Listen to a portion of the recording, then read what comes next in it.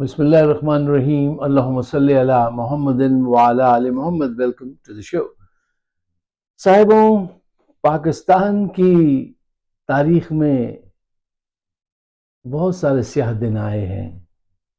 آج ایک ایسا سیاہ دن آیا ہے جس کے لانے والے ہیں قاضی فائز عیسیٰ، عاصم منیر، شہباز شریف، زرداری۔ تاریخ لکھے گی، ہم اور آپ کیا لکھیں؟ ہم اور آپ تو کہہ رہے ہیں نا۔ اچھا، وہ بھی تو اپنے آپ کو صحیح سمجھتے ہیں، ہم بھی صحیح سمجھتے ہیں۔ صحیح اور غلط ہونے کا فیصلہ تاریخ کرے گی کہ کون صحیح تھا کون غلط تھا۔ دیکھیے، عدالت کا کام اگر ان حالات میں اس قانون کی تشریح کرنا ہے 63A کی، تو اس کا مقصد یہ ہونا چاہیے، عدالت کا اس کی نیت یہ ہونی چاہیے کہ وہ سچ کو تلاش کرے، وہ حقیقت پسندی سے کام لے، ملک کے مستقبل کو نگاہ میں رکھے، ان ساری چیزوں کو ذہن میں رکھتے ہوئے فیصلہ کرے۔ انہوں نے کیا کیا؟ دیکھیں، قانون کا کام جو ہماری سمجھ میں آتا ہے، میں ذرا قانون کی باتیں مشکل ہوتی ہیں، میں آسان بناتا ہوں۔ قانون کا کام یہ ہے کہ وہ معاشرے میں غلط چیزوں کو کرنا مشکل کر دے اور اچھے کام آسان بنا دے۔ بڑی واضح سی بات سمجھ میں آتی ہے کہ غلط کام کرنا مشکل ہو جائے اور اچھے کام کرنا، نیک کام کرنا آسان ہو جائے۔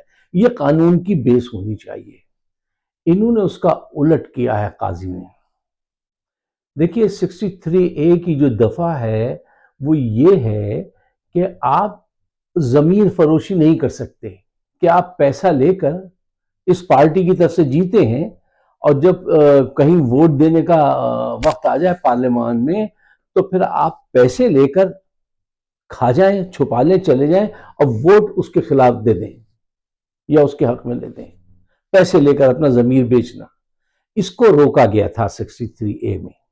ٹھیک ہے، آج ان کو پارلیمنٹ میں ضرورت ہے 2/3 میجورٹی کا، 2/3 میجورٹی کے لیے، تو اس کے لیے یہ لوگوں کو خریدنا چاہتے ہیں، ان کے ضمیر خریدنا چاہتے ہیں، تو اس کے لیے ضروری ہے کہ 63A جو ہے اس کو چیلنج کیا جائے۔ انہوں نے اس کو چیلنج کیا اور اس کی دوبارہ تشریح کروائی ہے۔ یہ تشریح میں 22 میں ہو چکی تھی، ٹھیک ہے، یہ انہوں نے دوبارہ اس لیے کروائی ہے اور انہوں نے کر دی ان کے مطلب کی تشریح قاضی نے کہ بھئی جاؤ منڈی لگاؤ، خریدو، کھل کے خریدو۔ اب تو قانون ہو گیا۔ قانون یہ تھا کہ اگر آپ نے پیسے لے کر اپنا ضمیر بیچا، اپنا ووٹ بیچا، آپ کے لوگوں کے علاقے کے لوگوں نے آپ پہ بھروسہ کیا، آپ کی پارٹی نے بھروسہ کیا، اور آج پیسے 20-22 کروڑ روپے لے کے آپ اپنی اوپینین بیچ رہے ہیں، یہ جرم تھا۔ اب انہوں نے کہہ دیا نہیں، یہ کوئی جرم نہیں ہے، آپ پیسے لے لیجئے یا آپ کو پیسے دیں اور آپ ووٹ دیجئے ان کے حق میں۔ یہ ہوا ہے۔ اچھا، اس کے ساتھ ہی بہت ساری دوسری چینجز ہوئی ہیں۔ مثلا یہ آرٹیکل 8 کو ختم کرا کے وہ ترمیم یا ختم یا ترمیم اس میں کر کے ایسا کریں گے کہ ملٹری کورٹس جو ہوں گے وہ فعال ہو جائیں اور سویلین کو ان کورٹس میں لے جایا جائے اور عمران خان کو بھی لے جائیں اور لے جا کے وہ جھوٹا الزام جو لگایا ہے 9 مئی کا، آج کل وہ بگل یہ نہیں بجا رہے ہیں، کئی دن سے میں دیکھ رہا ہوں، اور اس پہ جا کے ان کو پھانسی کی سزا دیں، عمر قید کی سزا دیں۔ اچھا، آرٹیکل 199 اس میں کیا ہے کہ وہ ایک ایسی آرٹیکل ہے کہ اس میں ریٹ پٹیشن جو ہے وہ مینٹینیبل ہی نہیں ہوگی۔ کسی بندے کو اغوا کر لیا، اغوا کرنے کے بعد آپ اس کو پہاڑ سے، انہوں نے پھینکا ہے مرگلہ کی پہاڑیوں سے لوگوں کو نیچے، ہیلی کاپٹر سے پھینکا ہے کہہ کہ یہ دہشت گرد ہے۔ آپ کسی کو بھی اغوا کر لیں، آپ ہائی کورٹ میں جا ہی نہیں سکتے، چھٹی جائیے، آپ ہائی کورٹ میں جا نہیں سکتے، ہائی کورٹ آپ کی بات نہیں سنے گا۔ یہ ہے آرٹیکل 199 میں یہ کارستانی دکھائی جا رہی ہے۔ اچھا، پھر ہائی کورٹ کا جو ججز ہیں ان کو اپوائنٹ کرے گا وزیر اعظم، اور اگر کسی نے اس کی بات نہیں مانی تو اس کو یہ حق حاصل ہے کہ وہ اس جج کو وہاں سے کہیں اور دور بھیج دے، کسی دوسری جگہ پہ ٹرانسفر کر دے.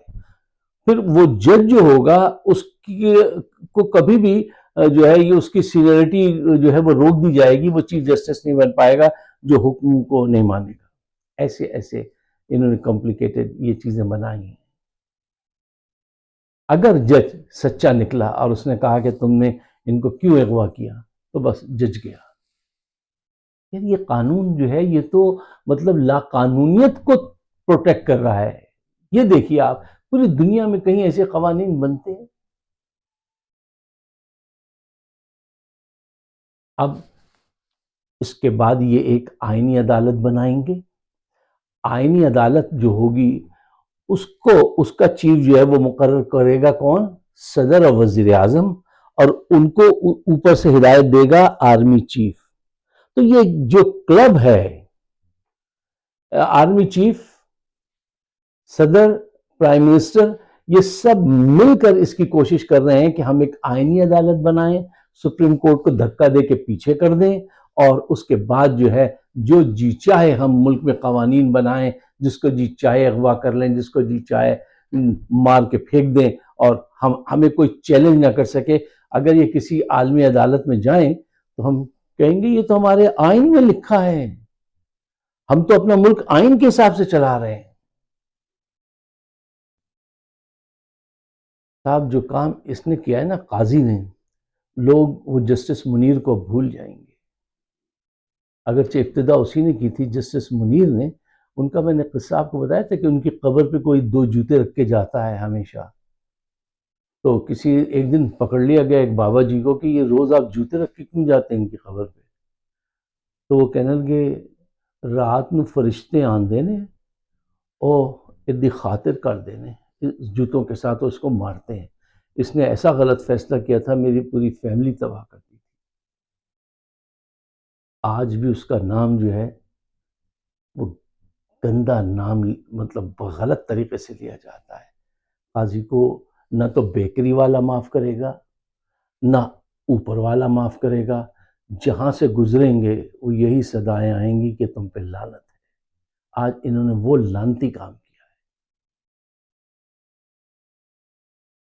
صاحبوں اب اس وقت آپ کو کیا کرنا چاہیے؟ سوال یہ بہت اہم ہے. دیکھو، سچ کا جاننا اہم ہے، سچ بولنا اس سے بھی زیادہ اہم ہوتا ہے. آج سچ بولنے کا وقت آ گیا ہے. میں اکثر ڈاکٹر علی شریعتی کو کوٹ کرتا ہوں کہ انہوں نے کہا جس وقت آپ کے سچ بولنے کی ضرورت ہے اس وقت اگر آپ سامنے نہیں آئے تو تاریخ کو اس سے کوئی غرض نہیں کہ اس وقت آپ مسجد میں نماز پڑھ رہے تھے یا کسی کوٹھے پہ جو ہے وہ دادیائی دے رہے تھے. نہیں، اس کو اس سے کوئی غرض نہیں.